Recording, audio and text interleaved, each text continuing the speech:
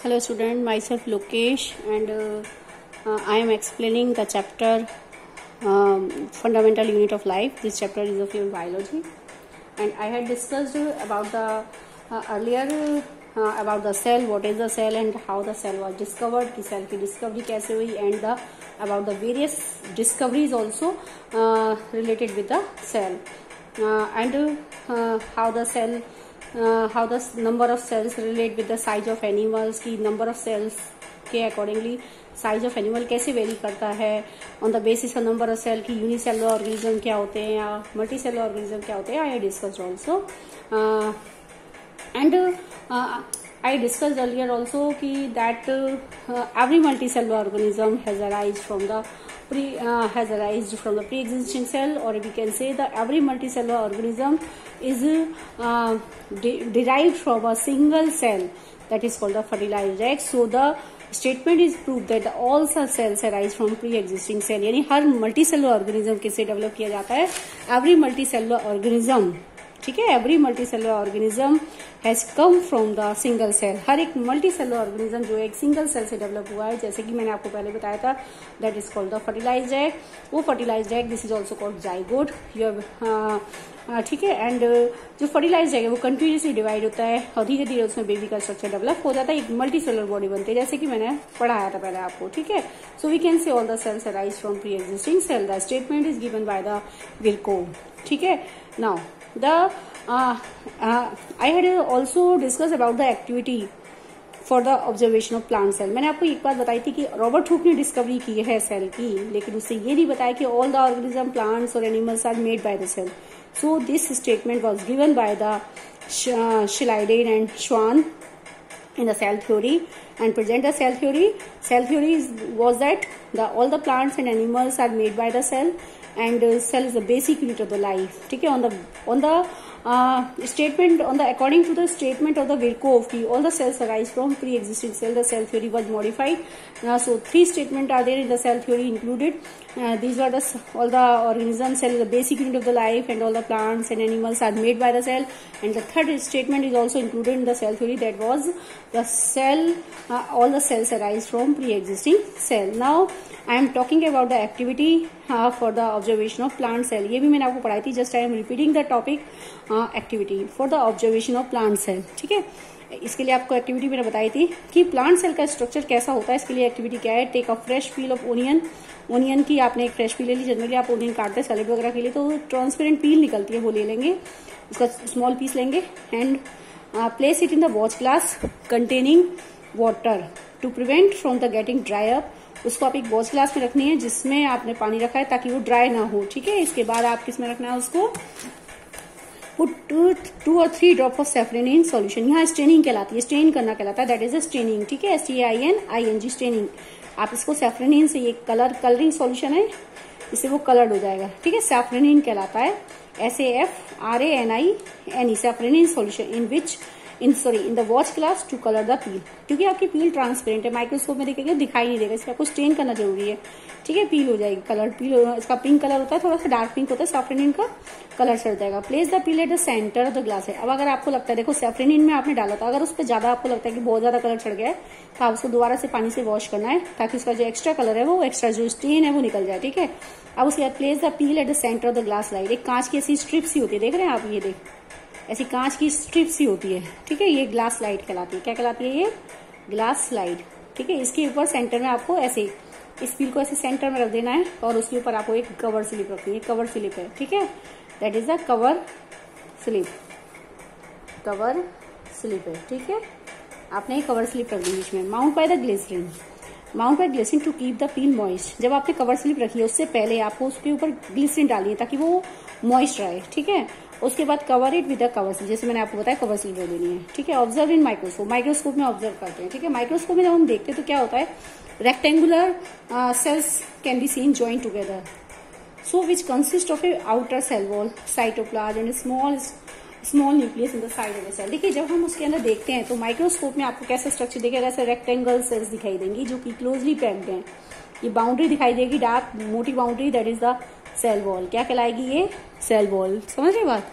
That was the cell wall. Side में एक dot like structure दिखाई देगा, दैट वाज द न्यूक्लियस। और ये ब्लैंक स्ट्रक्चर दिखाई देगा, जो ब्लैंक स्पेस है, दैट वाज द साइटोप्लाज्म।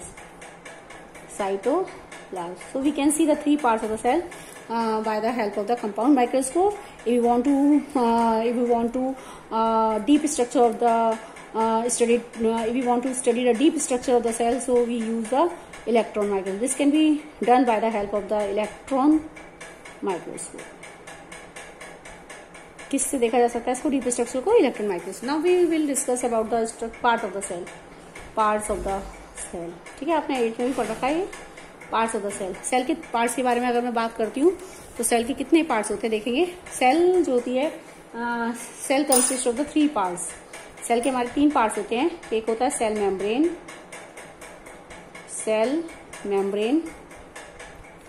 समझ रहे बात। Cell membrane is also called plasma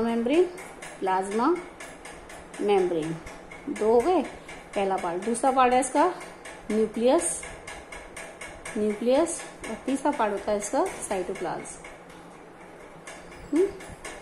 ठीक है, सेल में मान लीजिए एक सेल है, चाहे वो प्लांट सेल है चाहे एनिमल है। सेल की बाउंड्री, इस सेल की आउटर बाउंड्री देखते हैं आप, ये सेल की बाउंड्री है। ठीक है, दैट वाज द क्या है, सेल मेम्ब्रेन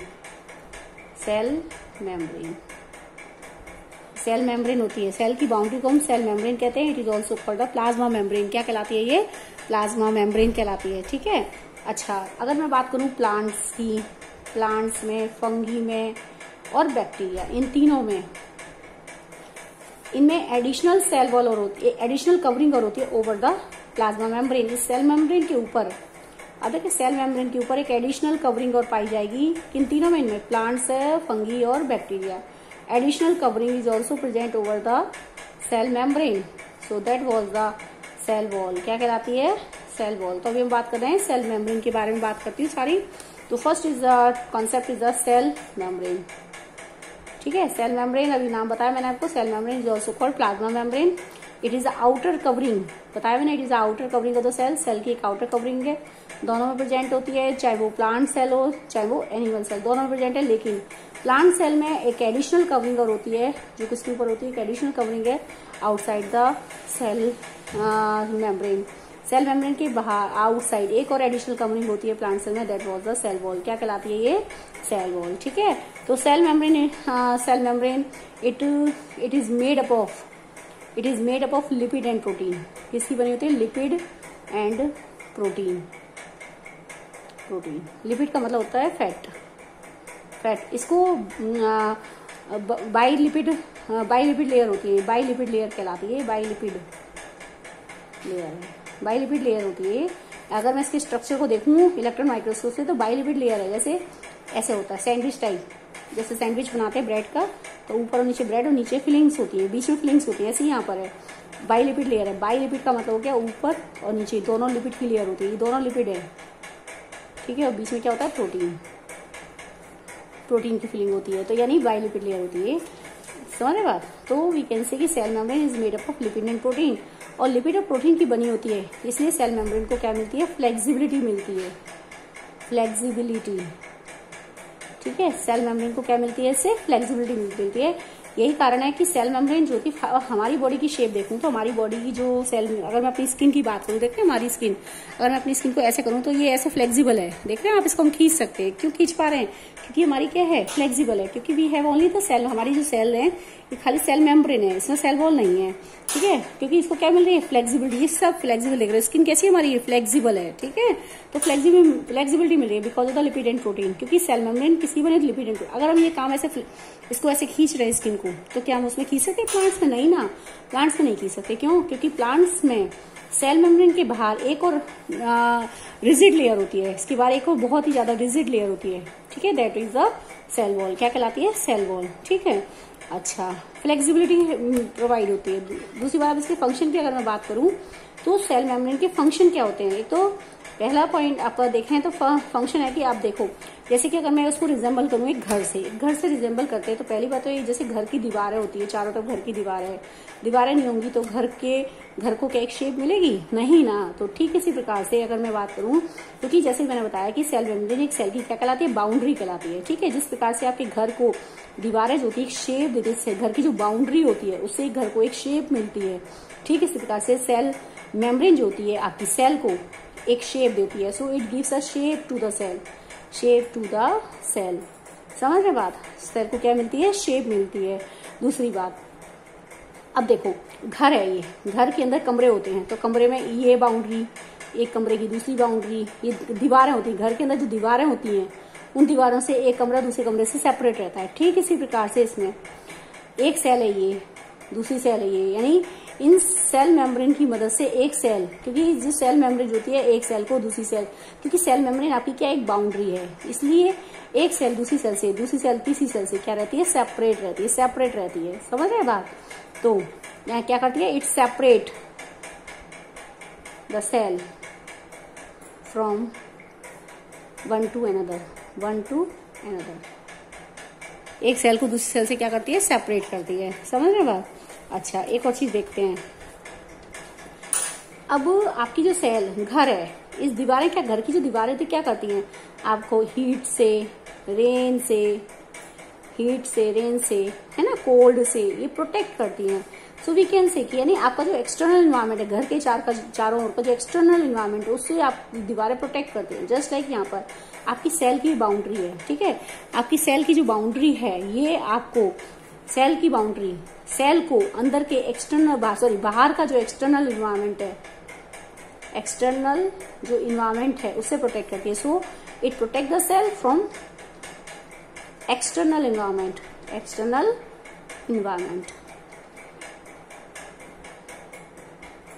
प्रोटेक्ट। देखो एक बात तो ये हो गई, शेप देती है, समझ रहे हैं बात? एक सेपरेट करती है सेल को एक सेल से दूसरी बाउंड्रीज के बाद, क्योंकि सारी सेल आपस में जुड़ी रहती है तो एक सेल का मटेरियल दूसरी सेल के मटेरियल मिक्स नहीं होता है। इट मीन्स कि एक सेल दूसरी सेल से आपस में सेपरेट रहती है, जैसे कि घर के अंदर ही कमरे दीवारों के द्वारा सेपरेट रहते हैं। ठीक है, घर की जो दीवारें होती है चारों ओर से, घर के जो अंदर के मेंबर्स हैं, ठीक है, उनको बाहर के एक्सटर्नल एनवायरमेंट से, हीट, कोल्ड, इन सब से प्रोटेक्ट करते हैं। ठीक इसी प्रकार सेल की बाउंड्री सेल के आउटसाइड एनवायरमेंट से, एक्सटर्नल एनवायरमेंट सेल को क्या करती है? प्रोटेक्ट करती है। ठीक है, एक आपका ये हो गया। ठीक, अच्छा, आपकी जो सेल है इसमें अब देखो दीवार, घर के अंदर जो कमरे हैं, हर कमरे की चारों ओर क्या होती है? दीवार होती है। ठीक है, दीवारों के कारण, इस दीवार होने के कारण एक पर्टिकुलर शेप मिल रही है रूम को। ठीक है, शेप मिल रही है जिसके कारण आप इसमें अपने घर के टेबल, चेयर, सोफा, ये सब एक ऑर्गेनाइज मैनर में उसको रख पाते हैं। ठीक है, अगर आप ये नहीं होगी तो एक ऑर्गेनाइज मैनर नहीं मिलेगा, आपके रूम को एक शेप नहीं मिलेगी कि हाँ भाई कितने बाय कितने इंच का है, तो आप उसमें सोफा या टेबल आप इसमें ऑर्गेनाइज नहीं कर पाएंगे। ठीक इसी प्रकार से यहाँ पर ये आउटर बाउंड्री है, सेल की जो आउटर बाउंड्री है, सेल को एक शेप दे रही है जिसके कारण आप अंदर के जो मटेरियल है, इसके अंदर जो ऑर्गेनल्स है, स्मॉल कंपोनेंट्स हैं, वो एक ऑर्गेनाइज मैनर में है। It means it help to organise the organelles. It help to organise कराती है, organise the cell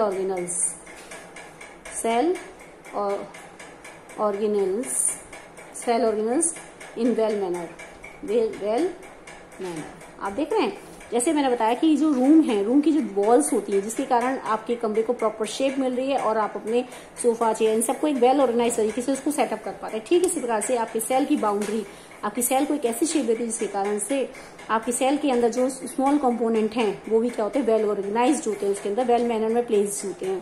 so it help to organise the cell organelles in the well manner. ठीक है, अब मैं एक और बात करती हूँ कि सेल मेम्ब्रेन जो होती है एक सेमी परमेबल मेम्ब्रेन है। देखो जैसे हमारा घर होता है, घर अगर मैं इसमें बात करूँ, घर जो होता है आपका, ठीक, अगर मैं इसमें बात करती हूँ जो आपका घर है, घर के जो दरवाजा होता है, माना एक घर है, घर का ये गेट है, आपका गेट है, ठीक है, गेट है आपका, तो इसके मदद से आपका जो नोइंग पर्सन है वो तो अंदर आ सकता है, लेकिन जो स्ट्रेंजर होता है, स्ट्रेंजर अंदर नहीं जा सकता। यानी कुछ चीजें अंदर जा सकती हैं, कुछ चीजें बाहर आ सकती हैं। It means it allow the only selective substances to in and out. दूसरी बात, अगर मान लो सपोज दैट घर के अंदर का गेट छोटा है तो इसमें से छोटी चीजें तो अंदर जा सकती हैं, लेकिन बड़े मॉलिक्यूल्स, बड़ी चीजें इसके अंदर से नहीं आ जा सकती। समझे बात? अगर गेट छोटा है तो इसके अंदर से स्मॉल जो कंपोनेंट्स हैं, स्मॉल जो चीजें हैं, छोटी छोटी चीजें तो हम अंदर एंट्री दे सकते हैं, उनको बाहर ला सकते हैं। लेकिन जो बड़ी चीजें हैं उनको हम ना तो अंदर एंटर कर सकते हैं ना बाहर जा सकते हैं। इट मीन्स कि it allow only certain substances in and out of the cell, है ना। जैसे घर के दरवाजे स्ट्रेंजर्स के लिए बंद रहते हैं, नोइंग पर्सन अंदर जा सकता है, ठीक है। इस प्रकार से नहीं सेलेक्टेड सब्सटेंस, सेलेक्टेड पर्सन ही अंदर जा सकता है। दूसरी बात, छोटे मॉलिक्यूल को ही अंदर एग्जिस्ट कराती है, बड़े मॉलिक्यूल्स को, बड़े पर्सन को अंदर एग्जिस्ट नहीं कराती है, बड़े एनिमल को एग्जिस्ट नहीं करा, अंदर एंट्री नहीं देती, ना उसको एग्जिट कराती है। So we can say it allow only the certain substances, so we can say it allows only certain substances in and out of the cell, so that's why it is called semi or selectively permeable membrane। ठीक है, देखो 3 word होते हैं चीजों को allow करने के लिए, यानी ये आगे समझ, it allows only certain substance in and out of the cell, कुछ चीजों को अंदर कुछ चीजों को बाहर करते हैं। देखो 3 वर्ड होते हैं, एक होता है इम्परमेबल, कुछ चीजों को ना, किसी भी चीज को ना अंदर लेता है ना बाहर लेता है। एक होता है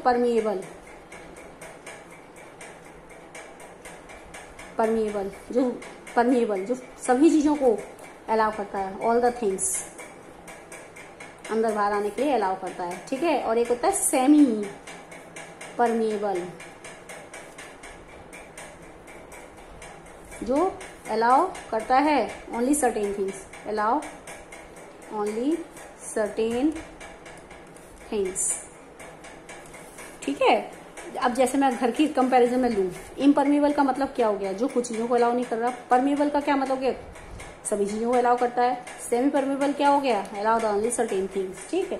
अगर मैं इसमें घर में देखूं तो घर में दीवारें किसी भी चीज को अंदर अलाउ नहीं करती हैं आने के लिए। सो दीवारें, हमारे घर की दीवारें की इम्परमेबल का काम करती हैं, ठीक है। परमेबल जो सब चीजों को अंदर, सब चीजों को बाहर कर सकता है, ठीक है। अगर मैं घर के गेट की बात करूं यहाँ पर, तो वो परमेबल है, हवा पानी भी अंदर आ सकते हैं, आपका जो है आप भी अंदर बाहर जा सकते हैं, ठीक है। अगर मैं सेमी परमेबल की बात करूं, तो खिड़की से हवा तो अंदर आ सकती है, लेकिन आप बाहर नहीं जा सकते। सेमी परमेबल है, छोटी चीजों को तो अंदर करती है, बड़ी चीजों को बाहर नहीं करती, बड़ी चीजों की एंट्री नहीं है, ठीक है, लेकिन छोटी चीजों को अंदर आ जा सकते हैं। तो जैसे खिड़की सेमी परमेबल है, उसके अंदर से छोटे मॉलिक्यूल्स तो अंदर आ जा सकते हैं, लेकिन बड़े मॉलिक्यूल्स को वो एंट्री नहीं देती। So that's why this is the, तो हमारी जो खिड़की है, विंडो है, वो सेमी परमेबल का काम करती है। हमारे जो घर का गेट है वो परमेबल है, हवा भी अंदर आ सकती है, और बड़े मॉलिक्यूल सब कुछ अंदर आ जाता है, परमेबल कहलाता है। इम्परमेबल आपकी दीवारें जो होती हैं वो इम्परमेबल है, जो किसी भी चीज को अंदर वो बाहर आने के लिए अलाउ नहीं करती हैं, ठीक है। ये एक बात हुई। अच्छा, एक और बात है कि अभी मैंने आपको बताया कि जो आपकी प्लाज्मा मेम्ब्रेन है, किस चीज की बनी होती है, लिपिड और प्रोटीन की बनी होती है, जिसके कारण से इसको क्या मिलती है, फ्लेक्सिबिलिटी मिलती है। तो फ्लेक्सिबिलिटी का एक यूजफुल वे है कि अमीबा के द्वारा, अमीबा क्या करता है, फ्लेक्सिबिलिटी के कारण एक सेल अपने आसपास के फूड मटेरियल को वो इनगल्फ करती है, उसको इनटेक कर सकती है, because of the flexibility of the membrane, and the process is called endocytosis. So we can say the plasma membrane जो होती है, help in the process of endocytosis कहलाता है, बिकॉज ऑफ द फ्लेक्सिबिलिटी। किसके कारण करती है, बिकॉज ऑफ इट्स फ्लेक्सिबिलिटी के कारण होता है, क्योंकि प्लाज्मा मेम्ब्रेन जो होती है किसी बनी है, लिपिड और प्रोटीन, जिसके कारण उसको क्या मिलती है, फ्लेक्सिबिलिटी। और फ्लेक्सिबिलिटी के कारण वो किस प्रोसेस में हेल्प होती है, उसको एंडोसाइटोसिस में। एंडोसाइटोसिस होता क्या है, देखेंगे। Endocytosis is the process to engulf the food material, किसी भी टाइप की फूड मटेरियल को अंदर लेना। एंडोसाइटोसिस का मतलब होता है, क्या होता है, टू एनगल्फ मतलब क्या होता है, इनटेक करना उसको, to engulf the food material को एंडोसाइटोसिस का मतलब होता है to engulf the food material को अंदर की ओर लेना, सेल के अंदर लेना, that is the process because of the flex. और ये सेल के अंदर कैसे जाएगा? Because of the flexibility, obviously flexibility होगी तभी सेल के अंदर जा सकता है। So the process is done because of the flexibility of the cell membrane. ये जो एंडोसाइटोसिस का प्रोसेस है किसके कारण होता है? फ्लेक्सिबिलिटी के कारण होता है। So the process is to engulf और to take the food material inside the cell, cell के अंदर लेना, दैट इज कॉल्ड एंडोसाइटोसिस। ठीक है, फ्लेक्सिबिलिटी के कारण ही क्या कहलाता है? एक प्रोसेस होता है कि आपका एंडोसाइटोसिस का जो प्रोसेस है अमीबा में, एग्जांपल अमीबा का आपने सबने सुना होगा नाम।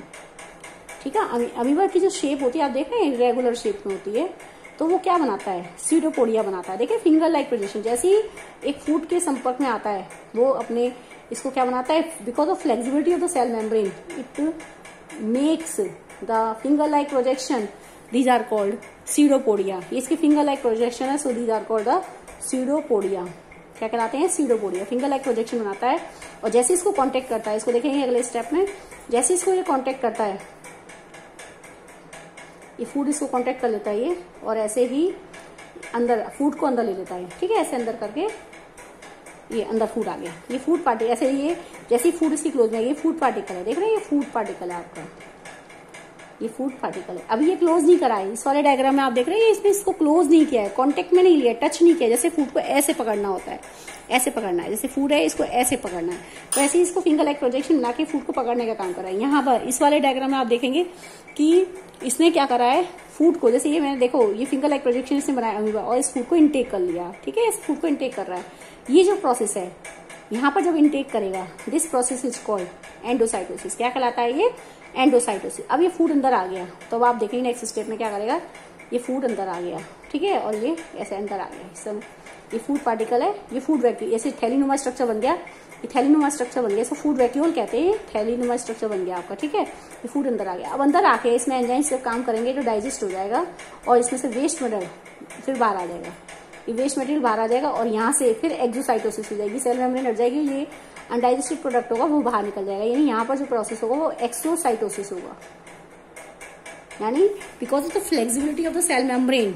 ठीक है, it help in the process of endocytosis और एक्सोसाइटोसिस। ठीक है, एंडोसाइटोसिस मतलब to engulf the food material inside the cell, and exocytosis is to remove the material from the inside of the cell. ठीक है, मतलब एंडोसाइटोसिस का मतलब किसी भी फूड मटेरियल को अंदर लेना, सेल के अंदर लेना, बिकॉज ऑफ द फ्लेक्सिबिलिटी।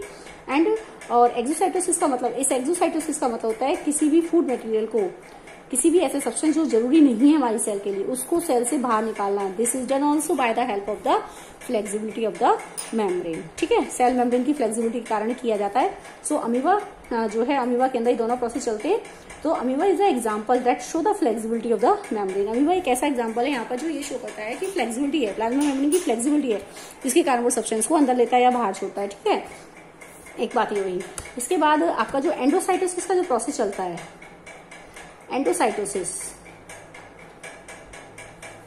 ठीक है, एंडोसाइटोसिस दो टाइप की होती है। एक होती है पिनोसाइटोसिस, और एक होती है फेगोसाइटोसिस। एंडोसाइटोसिस का कॉन्सेप्ट दो टाइप का होता है, एक पिनोसाइटोसिस चलता है और एक होता है फेगोसाइटोसिस। ठीक है, जो पिनोसाइटोसिस है उसमें अंदर लिया जाता है आपके लिक्विड कंटेंट को, एनगल्फ द लिक्विड कंटेंट, जो भी लिक्विड कंटेंट है उसको अंदर लेना पिनोसाइटोसिस में आता है। और सॉलिड कंटेंट को लेना, जैसे अब इसमें लिक्विड कंटेंट में आपके आयंस आ गए, सोडियम आयंस या क्लोराइड आयंस, ऐसे इन चीजों को अंदर लेना, आयंस को अंदर लेना। ठीक है, लिक्विड कंटेंट को अंदर लेना, दैट इज कॉल्ड पिनोसाइटोसिस कहलाता है। और फेगोसाइटोसिस मतलब solid content, to engulf solid content, किसी भी सॉलिड कंटेंट को अंदर लेना, दैट इज कॉल्ड फेगोसाइटोसिस कहलाता है। क्या कहलाता है? फेगोसाइटोसिस, लाइक बैक्टीरिया और एनी अदर पैथोजेंस। समझे बात? बैक्टीरिया किसी दूसरे पैथोजन को अंदर लेना। तो मैंने यहाँ पे आपको समझाया प्लाज्मा मेम्ब्रेन की फ्लेक्सिबिलिटी समझाई। ठीक है, कि प्लाज्मा मेम्ब्रेन, क्योंकि plasma membrane is made up of the lipid and protein, जिसके कारण की प्लाज्मा मेम्ब्रेन को एक फ्लेक्सिबिलिटी मिलती है, और यहाँ पर उसकी इम्पोर्टेंस है यहाँ पर। ठीक है, तो इस फ्लेक्सिबिलिटी का यूज किया जाता है अमीबा के द्वारा, कि अमीबा यानी एंडोसाइटोसिस में हेल्प मिलती है। Endocytosis is the process to engulf the food material from the outside. Flexibility के कारण एक सेल बाहर से फूड मटेरियल को इनटेक करती है, अंदर लेती है, ठीक है। एंडोसाइटोसिस प्रोसेस कहलाता है। देखिए जैसे एग्जांपल अमीबा, मैंने भी आपको एक्सप्लेन किया कि अमीबा में फिंगर लाइक प्रोजेक्शन बनती है, इनको हम सीरोपोडिया कहते हैं, ठीक है। जैसे ही फूड इसके कांटेक्ट में आने वाला होता है वो ऐसे फिंगर लाइक प्रोजेक्शन देख रहे हैं ये बनाता है, ठीक है। और जैसे ही उसके कांटेक्ट में आता है अपने फिंगर लाइक प्रोजेक्शन की मदद से उस फूड पार्टिकल को पकड़ लेता है और ये जो अंदर उसको फिर अंदर बॉडी के अंदर ले लेता है, ठीक है। और एक वैक्यूल टाइप थैलीनुमा स्ट्रक्चर बन जाता है, इसको फूड वैक्यूल कहते हैं, ठीक। अब जब ये अंदर जाता है तो उसमें एंजाइम्स काम करते हैं, उसमें फूड का डाइजेशन होता है। फूड का जो डाइजेशन होता है, डाइजेस्टेड फूड तो बॉडी के अंदर एसिमिलेट हो जाता है, मिक्स हो जाता है, और जो अनडाइजेस्टेड फूड होता है वो सेल की दूसरी सरफेस से सेल मेम्ब्रेन, ये भी फ्लेक्सिबिलिटी के कारण होता है। एक दूसरा प्रोसेस होता है एक्सोसाइटोसिस, यानी जो आपका अनडाइजेस्टेड मटेरियल है उसको सेल की फ्लेक्सिबिलिटी के कारण ही सेल से बाहर रिमूव किया जाता है, ठीक है। ये यहाँ पे to remove the waste product from the cell because of the flexibility of the cell membrane, this is done also by the flexibility of the cell membrane, so the process is called exocytosis. क्या कहलाता है ये आपका exocytosis. तो इस process की मदद से आपका जो कंटेंट है वो बाहर निकल जाता है, ठीक है। तो आपका जैसे ये कंटेंट यहाँ आता है सेल की दूसरी सरफेस यहाँ से हट जाती है, खुल जाती है, और ये फ्लेक्सिबिलिटी के कारण यहाँ से ये बाहर छोड़ जाता है। ये कहलाता है आपका एक्सोसाइटोसिस। दूसरी बात ये होगी कि एंडोसाइटोसिस का प्रोसेस दो टाइप का होता है, क्योंकि फूड मटेरियल अंदर लेना है। अब फूड मटेरियल किस टाइप का गया है, सॉलिड गया है या लिक्विड गया है, इसके अकॉर्डिंग आपका एंडोसाइटोसिस का प्रोसेस दो टाइप का होता है, ठीक। एक होता है पिनोसाइटोसिस और एक होता है फेगोसाइटोसिस। एक होता है पिनो और एक क्या होता है फेगोसाइटोसिस। समझ रहे बात। पिनोसाइटोसिस का मतलब क्या होता है कि इनगल्फ द लिक्विड कंटेंट, किसी भी लिक्विड कंटेंट को अंदर लेना, किसी भी लिक्विड पार्टिकल को अंदर लेना, दैट इज कॉल्ड पिनोसाइटोसिस कहलाता है, ठीक है। और एक किसी भी सॉलिड टाइप के पार्टिकल को जैसे बैक्टीरिया या किसी दूसरे पैथोजन को अंदर लेना, दैट इज द फेगोसाइटोसिस। क्या कहलाता है ये phagocytosis. I hope you will understand that. Now in my next video I will discuss about the concept how does the substance like gases and water move through the cell membrane, ठीक है। अपनी next video में मैं आपको discuss करूंगी gases और water जो होते हैं सेल के अंदर और बाहर कैसे मूव करते हैं। Thank you and have a nice day.